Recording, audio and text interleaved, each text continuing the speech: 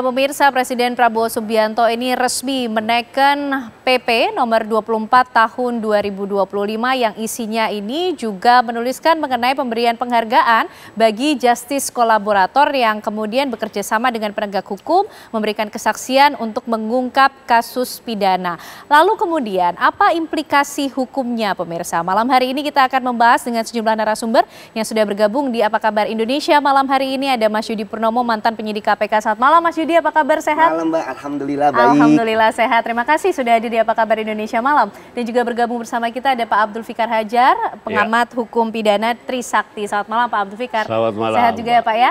Sehat juga. Oke, baik. Mas Yudi, perlukah Presiden sampai kemudian melakukan hal ini, menaikkan PP nomor 24 tahun 2025? Ya, bagi saya ini sangat diperlukan. Di tengah Mbak ya, kalau kita bicara bahwa PP ini kan merupakan turunan ya dari Undang-Undang Perlindungan Saksi dan Korban ya. Tapi ada yang lebih krusial dari itu adalah pasca ya dicabutnya PP 99 tahun 2012 ya tentang pembantasan ya pemberian remisi, rehabilitasi dan sebagainya kepada napi dalam hal ini koruptor misalnya. Sekarang itu nggak ada bedanya JC dan non JC.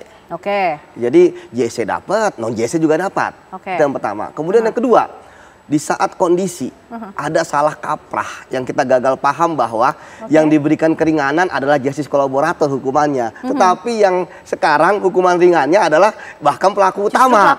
Ya kan? Artinya ini temuan ya, temuan di lapangan seperti itu Betul. justru. Kemudian yang ketiga, belum ada kepastian hukum berupa PP ini. Nah, sebelumnya kan masih surat edaran MA. Ya, bahkan sering terjadi perbedaan. Penyidik, penuntut inginkan JC, tapi hakim mencabut. Ya, ada juga yang mengamini gitu ya. Nah, jadi memang berbeda-beda karena kan makna JC itu sebenarnya kan mudah ya. Bahwa pelaku itu bukan pelaku utama. Betul. Kemudian dituliskan secara detail sebetulnya. Apa kemudian menjadi syarat JC? Betul. Kemudian dia mau membongkar kasus korupsi yang lain. Karena Mbak, dengan adanya PP ini, saya yakin bahwa kasus-kasus korupsi itu yang besar itu akan semakin mudah. Karena ada kepastian hukum. Penyidik ketika memeriksa akan menyerahkan PP ini kepada saksi tersebut. Karena kalau nggak begitu Mbak, kita tahu korupsi adalah kejahatan luar biasa yang pemuncak, artinya rantai paling atas dalam birokrasi korupsi. Mereka ketika memerintahkan hanya lisan. Tidak ada tulisan. Kemudian yang kedua, saksi yang menjadi pelaku ini biasanya ketakutan, entah itu ketakutan terhadap dirinya atau keluarganya. Baik, sehingga ini ada jaminan dan yang paling penting adalah keringanan hukuman. Itu saya katakan keringanan hukuman itu sangat penting. Orang kan mau sehingga membuat bersaksi, orang-orang kemudian memberikan kesaksian bekerjasama dengan penegak hukum. Begitu. Apa bedanya kalau dia memberikan kesaksian, tapi ternyata tidak mendapatkan keringanan hukuman begitu, Betul. Pembebasan bersyarat misalnya Betul, juga. Mbak. Baik Mas Yudi, sampai di situ dulu. Pak Abdul Fikar mungkin punya pandangan berbedakah? Perlukah Pak Presiden sampai ambil peran, Pak Abdul Fikar? Gini, justice kolaborator itu maksudnya sebenarnya bagaimana di dalam satu kejahatan itu the big piece-nya ketangkep gitu, ikan besarnya ketangkap, penjahat besarnya ketangkap. Itu sebenarnya maksudnya. Kenapa ada lembaga justice kolaborator? Sebenarnya itu intinya sebenarnya itu. Nah, cuma ketika dijelaskan kan sebenarnya sudah diatur ya di dalam Undang-Undang Perlindungan Saksi Korban itu sudah sebenarnya menurut saya sih sudah lengkap gitu. Karena itu menurut saya kalau PP ini keluar karena dia penerapannya saja atau penjelasannya saja, menurut saya sih mestinya gitu ya, itu masuknya juga ke dalam undang-undang gitu loh. Jadi mestinya menurut saya setingkat undang-undang. Karena apa? Tidak karena di level begini, bawahnya PP. Iya, karena hakim kan menjatuhkan putusan itu kan ranahnya hakim sebenarnya. Nah, hakim itu jarang ada hakim yang mendasarkan pertimbangan hukumnya pada peraturan pemerintah, jarang. Semuanya pada undang-undang gitu. Nah, karena itu menurut saya mestinya itu setingkat undang-undang. Gitu. Mestinya setingkat undang-undang. Iya, penjelasannya itu setingkat undang-undang. Tapi kemudian kenapa yang dikeluarkan akhirnya PP ini menurut Pak Abdul Fikar? Apakah kemudian supaya lebih cepat saja kepastian hukum yang bisa diberikan kepada JC? Ya, mungkin itu. Karena selama ini kan gini, hanya ada Undang-Undang Perlindungan Saksi, kemudian surat edarannya Mahkamah Agung. Cuma itu gitu. Nah, ini PP ini mau mencoba mengelaborasi sebenarnya kan begitu. Nah, karena itu menurut saya gini, betul, tidak ada masalah itu dielaborasi karena itu teknisnya gitu, artinya teknis pelaksanaannya gitu. Karena prinsipnya sudah ada di Undang-Undang Perlindungan Saksi Korban dan Pelaku itu sudah ada di situ prinsipnya. Undang-Undang Nomor 31 tahun 2014. Tetapi itu tadi saya bilang kalau mau lebih efektif sebenarnya supaya hakim juga tunduk gitu, Satu pemahaman. itu mestinya selevel undang-undang gitu. Karena apa? Hakim itu kan kekuasaan kehakiman yang mandiri gitu. Dia jangankan PP, undang-undang aja kadang-kadang nggak dia lihat juga gitu. Artinya kalau dia mau dia nggak pakai juga gitu. Jadi harusnya justru yang sama kuat dengan undang-undang ya. Jangan yang tingkat di bawahnya. Gimana Mas Yudi, ini kalau undang-undang saja pelaksanaannya masih banyak kemudian temuannya, apa kabar dengan PP yang dikeluarkan oleh Pak Prabowo? Ya memang bisa dibaca seperti itu ya. Namun bagi saya ya setelah 11 tahun ada PP ya khusus tentang justice kolaborator, bagi saya ini seperti oase lah. Ya kenapa? Ya karena kalau nggak ada, ini kan penyidik di bawah, penuntut gitu ya, itu mereka akan bingung mau apa yang akan disodorkan jaminan kepada saksi misalnya. Memang ini teknis sekali betul Mbak. Tapi bagi saya ketika Presiden sudah berani mengeluarkan PP tentang justice kolaborator, artinya kan ingin tadi seperti berkata Mbak Fikar, Pak Fikar ya, ingin supaya ada kasus besar yang bisa ditangani. Artinya bukan kasus besar itu bukan arti jumlahnya doang ya, tetapi juga pelakunya. Ingat loh, sekarang ini saya menemukan fenomena Pak Fikar, banyak kasus-kasus terungkap, tetapi secara logika harusnya atasannya kena. Misalnya seorang dirjen, kok dirjen doang, menterinya mana? Iya kan? Nah, kemudian seorang kepala dinas, loh, mana mungkin kepala dinas PU bisa korupsi tanpa setujuan bupati atau wali kota, ya kan? Dan lain sebagainya. Nah, itu yang belum kita temukan. Atau kayak di BUMN misalnya, ya yang kena kok yang direktur operasional lah, vice presiden lah, gitu kan? Kenapa bukan dirutnya? Jadi pelaku utamanya justru tidak kemudian ikut begitu? Itulah, karena apa? Karena belum ada PP seperti ini, jadi mereka belum berani bisa saya katakan, mereka pasti ada ketakutan itu yang pertama. Kemudian yang kedua, saya melihat Mbak ya, fenomena saat ini ya bagaimana koruptor saling melindungi, saling pasang badan. Ya dalam Liga Korupsi Indonesia kan kita lihat begitu banyak triliunan, ya kan, tapi ternyata kan nggak sampai atas. Nah, jadi berdasarkan pengalaman Mas Yudi juga dulu ya, betul, di KPK ya. Betul, dan yang paling penting adalah semoga dengan adanya PP ini Pak Fikar ya, ini adalah pintu jalan terbuka untuk undang-undang perampasan aset segera disahkan. Ya kan? Baik, itu harapan lebih jauhnya Pak Fikar. Ini perlu tapi Pak Presiden melakukan intervensi hukum, ini bentuk intervensi hukum dari Pak Prabowo? Kalau dilihat konteks PP-nya ya sebenarnya ini kan cuma pelaksanaan dari undang-undang yang ada gitu ya. Pelaksanaan dari undang-undang ada. Artinya sebenarnya juga kalau mau dibilang intervensi ya tidak juga karena Presiden juga punya ranah di bidang penegakan hukum itu ada yang namanya polisi dan jaksa, itu kan bagian dari pemerintahan.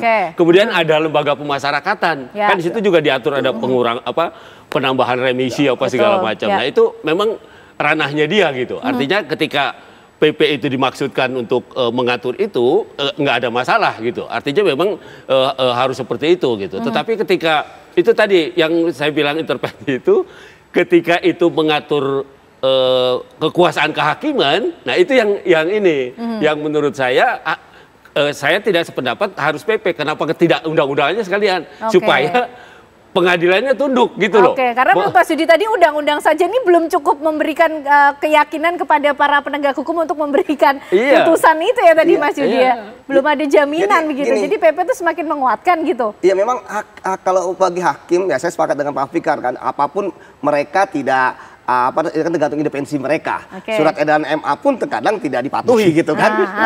Tapi bagi saya kenapa setidaknya itu Mas ya? Ya emang independensi gitu kan. Orang kita lihat ya kemarin hukumannya pada ringan-ringan. Tapi saya sepakat dengan Pak Fikar dalam sisi bahwa ya memang Presiden kan sebagai namanya peraturan pemerintah, berarti lembaga-lembaga selain kehakiman itu pasti patuh gitu kan. Kita lihat ada kepolisian, ada kejaksaan sebagai penyidik, kejaksaan sebagai penyidik dan penuntut, ada lapas juga kan, ada menteri sekarang Menteri IMIPAS ya, sudah jadi satu gitu ya. Jadi saya harap bahwa dengan keluarnya PP ini semakin banyak orang yang menjadi justice kolaborator. Sebenarnya maksud justice kolaborator gini, biar nggak salah paham. Kalau orang yang ada namanya orang yang memberikan kesaksian, ya tapi dia bukan pelaku, itu namanya whistleblower. Ya. Nah, tapi kalau justice kolaborator dia ada pelaku. Pelaku, tapi bukan pelaku utama. Tapi bukan pelaku. Nah, mengapa korupsi butuh justice kolaborator? Ya, karena tadi saya katakan korupsi itu hanya dilakukan oleh segelintir orang. Nah, korupsi itu dia membuat yang namanya circle. Dan ketiga, zaman sekarang apalagi sekarang mereka sudah tidak lagi bercakap-cakap dalam komunikasi handphone misalnya. Ya, jadi butuh orang-orang yang berani speak up sebenarnya. Jadi JC ini diharapkan bahwa banyak pelaku-pelaku korupsi kecil yang berani speak up bahwa banyak kok kasus korupsi besar yang mereka ketahui. Nah, berdasarkan pengalaman Mas Yudi dulu pada saat di KPK, berapa persen sih kemudian kasus-kasus yang kemudian bisa terungkap atas justice kolaborator ini yang kemudian mau bekerja sama dengan penegak hukum? Nah, ini juga ternyata nggak banyak juga, Mbak. Iya, karena tadi definisi dari pelaku bukan pelaku utama itu kan itu sangat rigid gitu ya. Analisisnya kenapa Mas angkanya itu sedikit ternyata? Iya, karena banyak kan ada pelaku utama gitu kan. Karena mereka saling mempunyai ada pembagian uang yang sama, pembagian peran dan lain sebagainya. Dan tadi saya katakan bahwa saat itu kan belum ada PP ya. Sehingga masih ada ketakutan di antara mereka. Sekarang sudah ada jaminan nih, Anda akan dihukum ringan, ada kok. Jadi ketika orang mendapatkan justice kolaborator, ya misalnya ancaman hukumannya 20 tahun, bisa jadi hanya 2 tahun. Sekarang ini udah ada kepastian dengan adanya PP ini, Mbak. Baik. Gitu. Nah, Pak Fikar, ini kalau tadi menyinggung mengenai kekuasaan hakim, ini menjadi intervensi kalau sudah masuk kekuasaan hakim. Itu seperti apa sih Pak Fikar kalau bisa dijelaskan mungkin juga kepada publik, sehingga publik juga mengerti atau memiliki pandangan tentunya. Ya, hakim itu bagian dari kekuasaan kehakiman yang mandiri. Di satu negara itu kan selalu terbagi ada 3 kekuasaan kan. Ada eksekutif, legislatif, dan yudikatif. Masing-masing punya otoritas gitu. Masing-masing punya kekuasaan sendiri. Tidak boleh saling mempengaruhi. Itu ininya. Idealnya seperti itu. Ya, tetapi sebagai kepala negara gitu ya. Sekalipun dia sebagai kepala negara, presiden gitu. Oleh konstitusi kita dikasih kepala negara itu boleh masuk ke ranah hukum, tapi cuma dikasih kewenangan pokoknya gerasi, rehabilitasi, apalagi ya yang temennya itulah ada 4 itu, gerasi, rehabilitasi, remisi itu pengurangan. Ada kekuasaan presiden yang bisa menghentikan, bahkan menghentikan perkara bisa. Itu ada abolisi, ada abolisi, yang 3 itu. Nah, itu artinya apa? Konstitusi kita memberi juga peluang pada kepala negara untuk masuk ke ranah hukum, tetapi itu dibatasi itu. Dia nggak bisa umpamanya cawe-cawe mempengaruhi hakim atau segala macam, nggak bisa juga seperti itu gitu. Nah, karena itu menurut saya kalau PP ini dimaksudkan untuk elaborasi dari undang-undang yang sudah ada, itu nggak masalah gitu. Tetapi kalau dia mengatur sendiri, melahirkan kewenangan sendiri bagi presiden, nah itu jadi kalau sifatnya kemudian menyempurnakan, mengawal apa yang sudah ada dalam undang-undang itu betul. Itu memang betul. Diperlukan. Gitu. Tetapi tidak menumbuhkan kewenangan sendiri bagi presiden umpamanya untuk dia menarik nih ketika kita bicara masing-masing pihak sebetulnya punya kewenangan dan juga punya kekuasaan, tapi kedekatan antara Pak Prabowo dan juga para hakim ini juga dimunculkan beberapa waktu terakhir, termasuk menaikkan gaji hakim, salah duanya kemudian juga memberikan penghargaan kepada justice kolaborator. Inikah akan menjadi suatu oase harapan baru bahwa kita juga memiliki harapan ke depan penegakan hukum di Indonesia menjadi semakin baik? Dijawabnya nanti Mas Yudi dan juga Pak Fikar. Usai jeda pemirsa, kami kembali untuk Anda. Pemirsa, kita lanjutkan pembahasan kita yang cukup seru ya, bahkan tadi berlangsung pada saat off air begitu. Kita ingin tahu kemudian bagaimana kekuatan dari undang-undang dan juga peraturan presiden ini Pak Fikar, termasuk kalau kita melihat bagaimana kedekatan Pak Prabowo dengan para hakim, kemarin sudah menaikkan gajinya, kemudian terbaru mengeluarkan PP mengenai keringanan hukuman ini. Seperti apa sih Pak Fikar? Dalam konteks tata urutan perundang-undangan di Indonesia, itu kan paling tinggi konstitusi, undang-undang dasar kita. Di bawah itu ada TAP MPR. Ketetapan MPR. Di bawah itu baru undang-undang. Nah, undang-undang dan Perpu. Jadi peraturan pemerintah pengganti undang-undang baru PP. Itu sudah lompat berapa tingkat dulu. Artinya itu juga mendegradasi kekuatannya kan Pak Fikar? Betul. Jadi baru keputusan menteri, baru terus ke bawah, ke dirjen segala macam ke bawah. Itu tata urutan perundang-undangan seperti itu. Dan aturannya yang bawah itu tidak boleh bertentangan dengan yang lebih tinggi.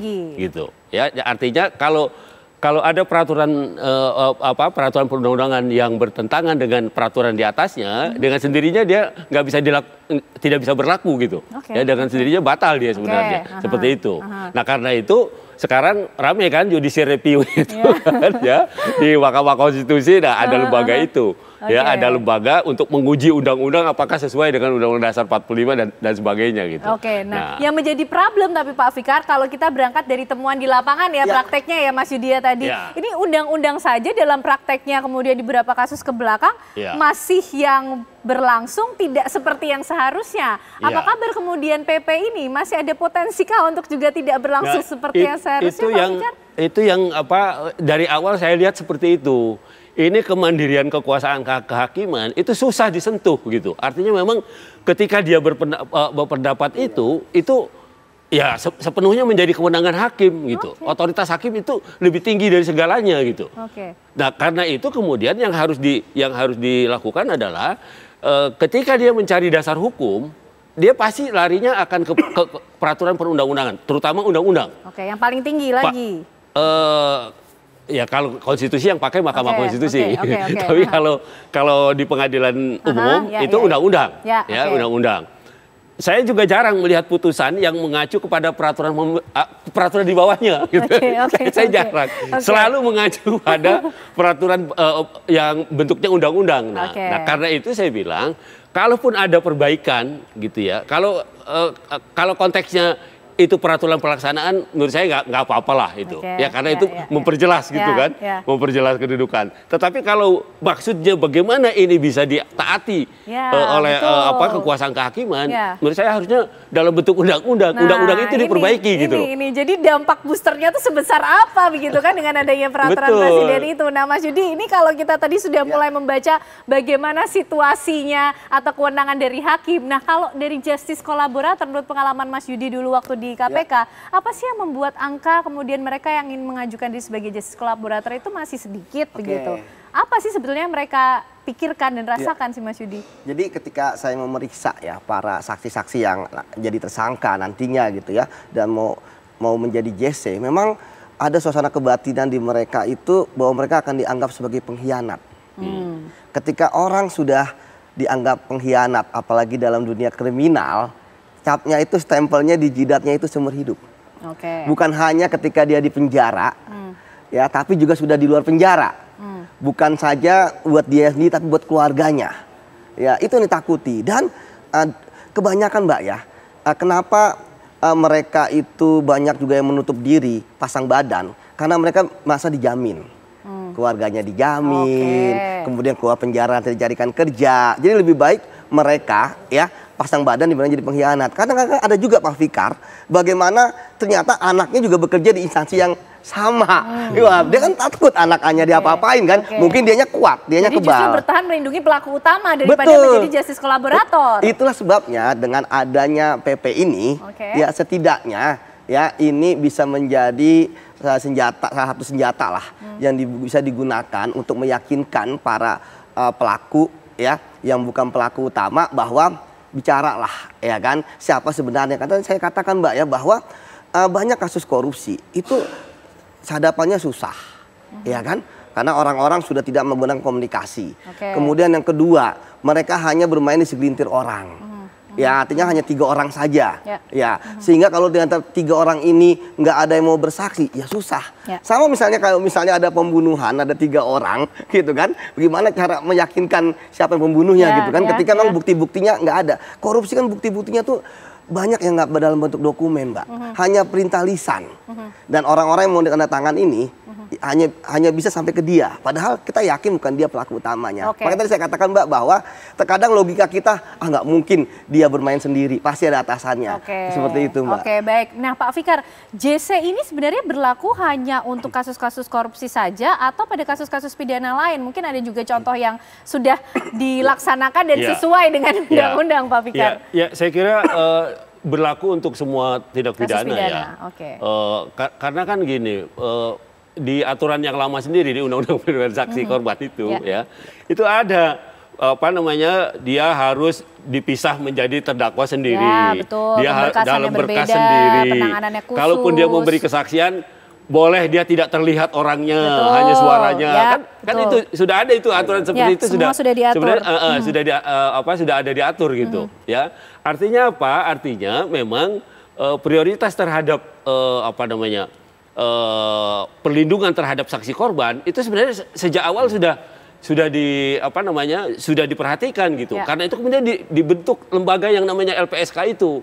Karena kerjanya LPSK itu memang itu gitu. Untuk mengimplementasikan apa yang sudah ditulis dalam undang-undang untuk justice kolaborator. Seperti itu gitu. Jadi berlaku untuk semua kasus pidana untuk ya. Semua kasus pidana. Umpamanya sebagai contoh ya, yang pernah berlaku itu umpamanya dalam kasus pembunuhan Brigadir J, dalam kasus Sambo.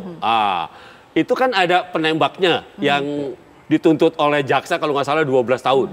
Tapi oleh pengadilan dijatuhkan cuma 1,5 tahun. Nah itu dia dianggap justice kolaborator karena dia dianggap membuka persoalan secara menyeluruh gitu. Artinya secara jelas sehingga orang duduk persoalannya jelas gitu. Nah karena itu kemudian dia kan jauh kan 12, biasanya kan 12 kalau nggak 6 ini cukup jauh, 7 jadi 1,5 gitu tahun. Nah, ini 1,5 tahun. Nah ini yang sesuai dengan undang-undang ya, memberikan penghargaan kepada justice kolaborator begitu. Mestinya ya setingkat undang-undang supaya hakimnya ada ketaatannya penuh gitu loh. Baik. Nah ini menjadi pertanyaan justru apakah kemudian PP ini cukup memberikan booster yang signifikan nanti dalam penegakan hukumnya Mas Yudi, karena kalau kita lihat dari sejarahnya ini 11 tahun setelah undang-undang kemudian nomor 31 itu ditetapkan, baru ada PP nomor 24 tahun 2025. Perlukah atau bisakah kita optimis melihat harapan baru di penegakan hukum di Indonesia ke depan yang lebih baik? Ya, kalau saya optimis gitu ya Mbak ya. Dengan adanya PP ini setidaknya kan saya dikatakan sececah oase lah. Yang tentu saja ini adalah tahapan untuk berikutnya. Karena banyak juga pertanyaan, adil nggak sih gitu kan? Dia kan juga koruptor juga. Ya kan, nerima duit juga, ya kan, kok dijadikan JC dengan hukuman gitu dan sebagainya. Tapi bagi saya, memang tadi bahwa korupsi kan kejahatan luar biasa, extraordinary crime. Kalau kita nggak iming-imingi dengan hadiah hukuman yang ringan, gitu ya, ya tentu mereka tidak akan mau membuka kasusnya. Apalagi kalau kasusnya itu kasus yang sangat rumit, Mbak, babat alas gitu ya, kasus yang melibatkan ratusan triliun dan sebagainya. Tetapi kembali lagi, ya. PP hanya sekedar PP ya ketika para pihak aparat pemerintah ya tidak mampu untuk bisa menerapkan PP ini, mengaplikasikannya. Dan maka kita harapkan dengan adanya PP ini kedepannya banyak koruptor-koruptor besar dengan jabatan-jabatan tinggi yang berhasil ditangkap. Dan PP ini sekaligus jangan sampai ada salah kaprah seperti selama ini bahwa koruptor seluruhnya dapat hukuman ringan. Bukan. Yang ringan itu adalah yang justice kolaborator. Itulah yang kita tunggu dan kita harapkan implementasi dari PP ini yang kita harapkan menjadi booster cukup besar sehingga semakin banyak kasus pidana yang terungkap di Republik ini. Terima kasih Mas Yudi, terima kasih Pak Fikar malam hari ini sudah bergabung di Apa Kabar Indonesia Malam. Sehat selalu semuanya.